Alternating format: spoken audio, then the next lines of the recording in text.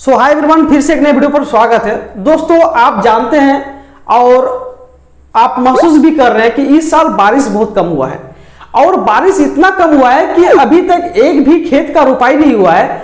और आप जहां तहां देखेंगे कि खेत का जो बीज है, बीज जो पहले डाला जाता है और बीज बड़ा होने के बाद उसको रोपा जाता है, तो बीज भी कहीं मरने का कगार में है, स्टार्ट हो गया है। बहुत लोग क्या कर रहे हैं, बीज को पटवान कर रहे हैं अभी, लेकिन बारिश इतना कम हुआ है कि एक भी खेत का रोपाई नहीं हुआ है। सरकार का जो वैज्ञानिक है उसने कहा कि आज इस साल जो बारिश है वो 58% से भी कम हुआ है और लोगों का जो किसानों का जो बुआई है, खेत का जो रुपाई है वो 10% से भी कम हुआ है। यानी एक तरह का माना जाए तो ये एक आपदा है और इस आपदा की घड़ी पर सरकार ने एक योजना का शुरुआत किया है जिससे किसानों को कुछ राहत मिलेगा। दोस्तों, उस योजना का नाम क्या है, उस योजना का लाभ हमें कैसे मिलेगा और उस योजना को लाभ लेने के लिए हमें क्या क्या करना होगा, इस वीडियो पर आपको हम पूरा विस्तृत ज्ञान देंगे और जानकारी देंगे, आपको हम दिखाएंगे भी। तो चलिए दोस्तों, आज का वीडियो को शुरू करते हैं। दोस्तों, सबसे पहले हम बताना चाहते हैं कि जो सरकार ने एक योजना का जो शुरुआत किया है उसका नाम है फसल राहत योजना।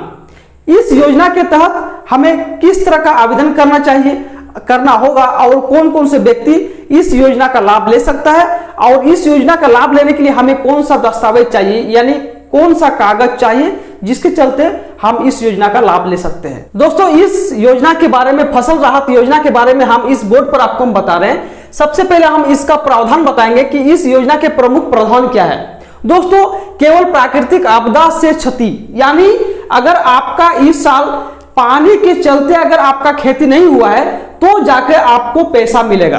अब कितना मिलेगा ये तो हम लास्ट में बताएंगे, अभी आपको समझा रहे हैं, ठीक है। और खरीफ फसल और रबी फसल के लिए आपको अलग अलग आवेदन करना होगा। जैसे मान के चलते कि हमारे पास हम जो बुआई करते हैं वो खरीफ फसल भी हम लगाते हैं और रबी फसल भी लगाते हैं, तो हमको रबी फसल के लिए अलग से आवेदन करना होगा और खरीफ फसल के लिए अलग से आवेदन करना होगा। एक ही आवेदन पर खरीफ और रबी फसल का पैसा नहीं दिया जाएगा, ठीक है। उसके बाद अगर आपका फसल 30% से 50% तक क्षति हुआ है तो प्रति एकड़ आपको 3,000 रुपये दिया जाएगा, प्रति एकड़ 3,000।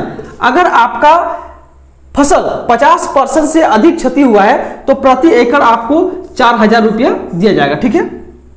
दोस्तों, अब हम बात करते हैं कि आवेदन पात्रता, यानी आवेदन कौन कौन से व्यक्ति कर सकते हैं, क्या कागजात लगेगा, ये तो हम पीछे बात कर रहे हैं। अभी हम ये बता रहे हैं आपको कि कौन कौन सा व्यक्ति इस योजना का लाभ लेने के लिए आवेदन कर सकता है। सबसे पहले सभी रैयत एवं बटाईदार, यानी आपको जमीन का रैयत होना चाहिए और या बटाईदार भी है तो पर भी आप आवेदन कर सकते हैं। दूसरा नंबर, आप झारखंड के निवासी होना चाहिए आपको। अगर आप झारखंड के निवासी हैं तो ही आप इस योजना का लाभ ले सकते हैं, क्योंकि ये इस योजना का जो शुरुआत है और इस योजना का जो लाभ देने वाले हैं सरकार सिर्फ झारखंड, यानी झारखंड राज्य के लिए, ठीक है।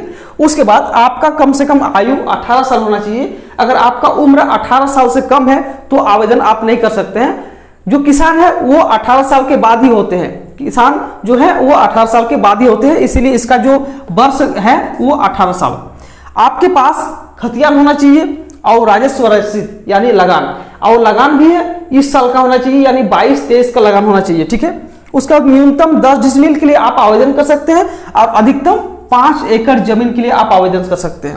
अगर आपके पास 10 डिसमिल से कम जमीन है तो आप आवेदन नहीं कर सकते हैं। अगर आप 5 एकड़ से भी आपके पास अधिक जमीन है तो पर भी आप 5 ही एकड़ का आवेदन कर सकते हैं। उसके बाद आप ये जो है ये प्रणाली है, ये बायोमेट्रिक सिस्टम से किसान की संख्या का गिनती किया जाएगा।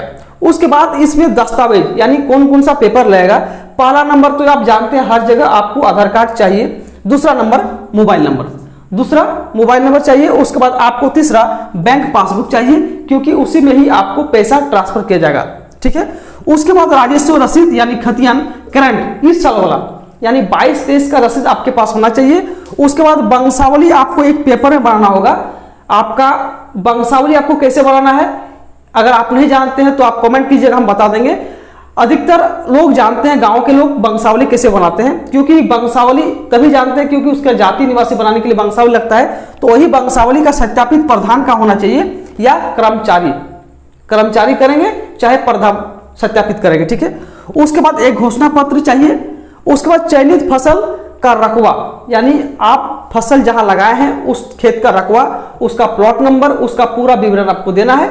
और इसी तरह से आप आवेदन कर सकते हैं। आवेदन करने के लिए सिर्फ दोस्तों आपको जाना है वेबसाइट पर, गूगल पर, और वहां टाइप करना है JRFRY.झारखंड.gov.in पर। आप जाएंगे, आप वहां से खुद से आवेदन कर सकते हैं। अगर आप नहीं जानते हैं तो आप किसी प्रज्ञा केंद्र यानी CSC के पास जाएंगे, आप वहां से आवेदन कर सकते हैं। तो आई होप दोस्तों आपको वीडियो काफी पसंद आएगा। अगर आप नहीं जानते हैं तो आपको नेक्स्ट वीडियो हम तुरंत लाएंगे, इसके बाद वीडियो, वहां पर आपको आवेदन करके हम लाइव दिखाएंगे कि कैसे आवेदन करना है। सो दोस्तों आज की वीडियो भी इतना ही, तब तक के लिए जय हिंद, जय भारत।